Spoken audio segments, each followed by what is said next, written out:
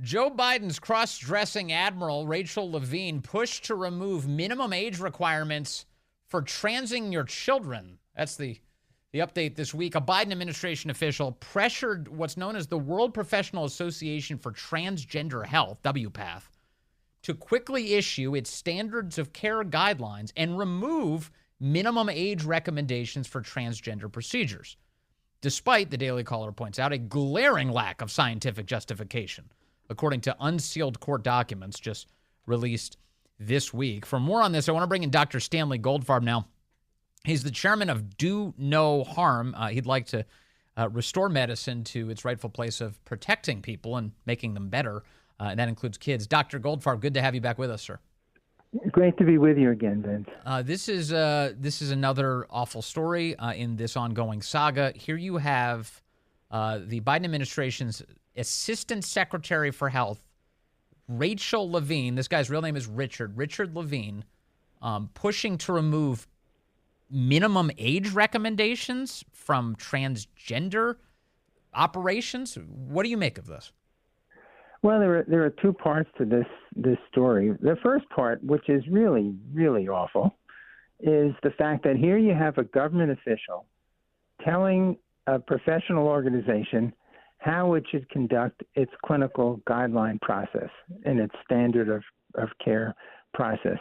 This is absolutely outrageous. I can't begin to tell you how really awful this is. The professional societies are supposed to make these judgments based on the best science that's available. And here we have a total politicization of the process.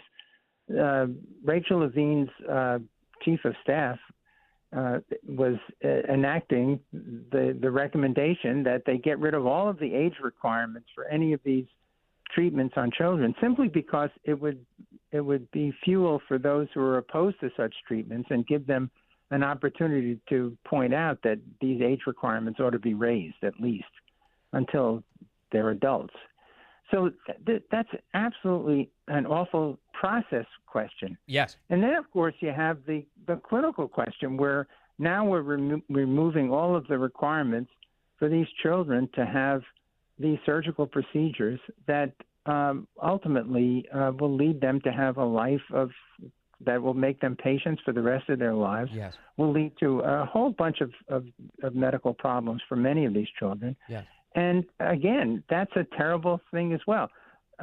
I think we're very disturbed about both the process and the content of this story. Yes. And I think it's something that people should be absolutely outraged about. And no matter how you feel about the topic itself, the very fact that you have a government official intervening themselves into this process by a professional society is just awful. Dr. Goldfarb, isn't one of the effects of this so-called transgender care that it leaves people sterilized and barren? Yes, it certainly does. If they go through the whole process of puberty blockers and sex hormones during puberty, they don't get to go through puberty, and then their normal development, their normal reproductive development is damaged, and many of them can be sterile on that basis. It becomes a crapshoot as to all the complications that are going to occur. Let me. There's some audio that's relevant to the conversation you and I are having. This guy, Richard Levine, again goes by Rachel now. He said in June of last year that he is glad he waited until he was an adult to undergo any of this. Take a listen to what he actually said on a stage. Stand by. Here's the audio. I whiffed on playing it. Here it is. Stand by. Here we go. My transition was very different because for many reasons, professional and mostly personal reasons, I transitioned over 10 years. Okay? Most people don't take that long to transition. First of all, young people are not willing to do that anymore. And I don't know if I was 15 now, I don't know if I would have taken so long, but again, when I was 15, what were you going to say and who would you tell and how would you possibly express that? But so the language started about, so that was now 20 years ago when I kind of started this journey. And it was starting to become more in culture and the internet and support groups, etc. So I took a long time. I don't regret any of that. But I have no regrets because if I transitioned when I was young, and I wouldn't have my children. Mm-hmm. I can't imagine a life without my children. And so every experience led me to here. So I think that audio is deeply revealing for the topic that you and I are discussing, Dr. Goldfarb. I mean, That's an acknowledgement that yeah, he would have not had the greatest gift in life, to have kids. He wouldn't have had that. And here he is advocating for children to be robbed of that before they're even cognizant of what they're losing. Yeah, you know what it's like? It's like these people that are fighting against charter schools, and then they send their kids to private school with government officials. It's the same sort of thing. What's good for me and not for thee, and it's outrageous. It really is, and sort of, weird and crazy. I mean, to adopt these two positions just absolutely makes no sense whatsoever. So how seriously do medical professionals, hospitals take these guidelines? This is WPATH, the World Professional Association for Transgender Health. How important is this organization to dictating what happens to kids in America or elsewhere? Yeah, it is important because, first of all, they've made claims that a number of organizations have supported their guidelines. So when they make these claims, that gives an imprimatur to their activities. And it turns out the AMA has, in some of these documents that were revealed, the AMA said, we don't support this at all. And yet the WPATH organization claimed the AMA supported these guidelines. They do support other guidelines, but so that's one thing. And once you have an organization that sort of sounds like a real professional organization, then when you end up in court over some of these issues where states that have passed laws banning these activities and then have been sued by transgender activist groups, they point to these guidelines and say, see, here's an important professional organization that supports exactly what we've done here. So they do have a real impact, and they do influence practice of medicine, particularly by the individuals that practice on these children and perform these transgender procedures. But this is, as you've kind of pointed out already, Dr. Goldfarb, the practice here is entirely political and not scientific, because if you look at the consensus that's forming around the planet, there's some return to normalcy that's occurring. Certainly in Europe, this recognition that these types of drugs and interventions on children are leading to horrific consequences and need to be stopped. How can an organization like WPATH, being pressured by a Biden administration official with an agenda, how can they with a straight face say there should be no minimum age requirement here? Yeah, it is outrageous and it's quite extraordinary. And you're absolutely right. A number of European countries, most recently the extensive review by Hilary Cass, who was the chief pediatrician and a very eminent physician in England, came out with a report that said, there really is very little evidence that shows that these procedures are safe and effective, and therefore they are experimental and they should not be performed except maybe in an experimental setting and maybe in a rare child that might benefit from this. But the vast, vast majority of these children, according to Cass, according to the physicians in Finland and Norway and Denmark and Sweden, these procedures should not be performed routinely. These drugs, the puberty blockers and sex hormones, should not be given to adolescents and children. Adults can do what they want. Adults can pursue anything they wanted, as Admiral Levine did. That's their business. But to force it on children and to coerce parents by telling them that their children are going to commit suicide if they don't abide by these procedures is just absolutely unscientific, wrong, unethical, and needs to be stopped. Yeah. So where's the uprising of doctors? Dr. Goldfarb, you are out there, and thank God for you. And your organization, Do No Harm, is speaking up about this. Can you give us a sense of what you're hearing in the medical community and whether or not we'll ever see an uprising of medical professionals who really want to restore medicine to a place where it helps people rather than harms them? Yeah, I mean, there are groups out there. This has been an area where there are many, many groups, particularly, Moms for Liberty.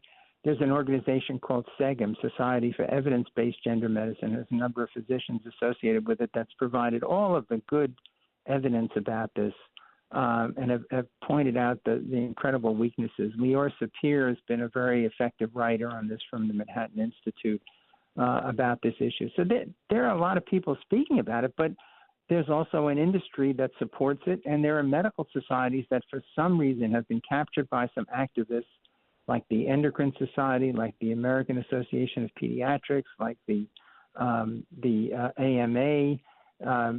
And these organizations have come out in support of these activities, even in spite of the fact that the scientific literature has turned out to show that there really is not good evidence to justify this, and great harm can be done to many children.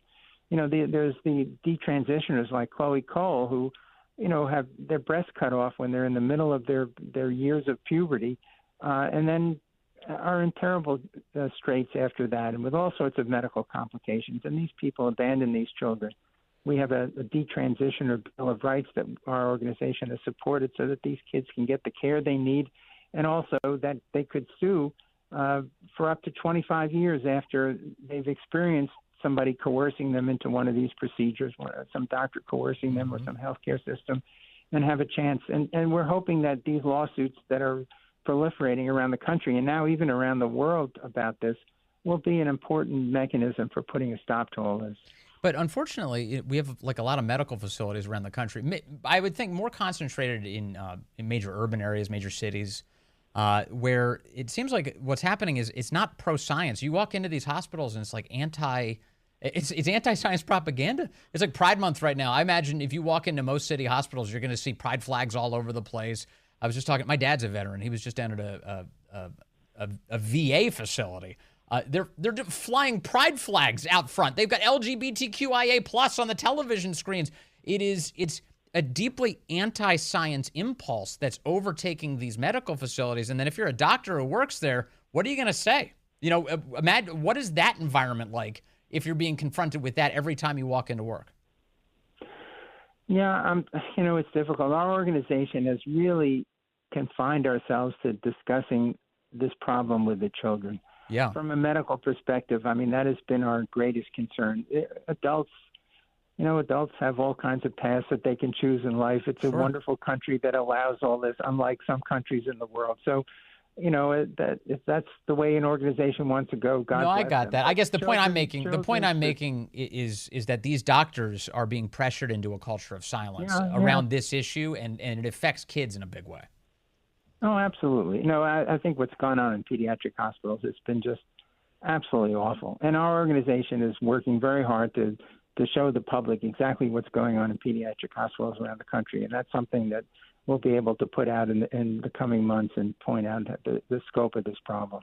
Finally, what do we do about this to the extent that it can be dealt with? If you've got, a Biden administration official creating imminent danger for children all around the world, but specifically in America, what do you think the next step is here? I think the next step is to get rid of Rachel Levine as Assistant Secretary of Health in the military. That's what I think. Yeah. I think there needs to be accountability for this kind of behavior. It's horrific. Honestly, one of the biggest scandals in a time that there are so many. Dr. Stanley Goldfarb, chairman of Do No Harm, thank you very much for your time and your wisdom today, sir. Good to talk.